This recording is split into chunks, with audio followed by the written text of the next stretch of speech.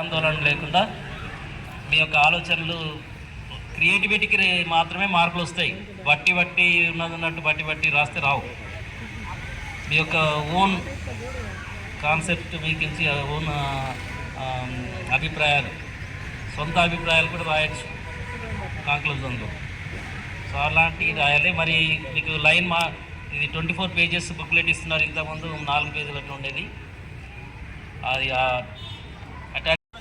Exams అయిపోయే వరకు వింటున్నారా? సో వాటర్ ఎక్కువ తీసుకోవాలి, ఎండలు తిరగకూడదు.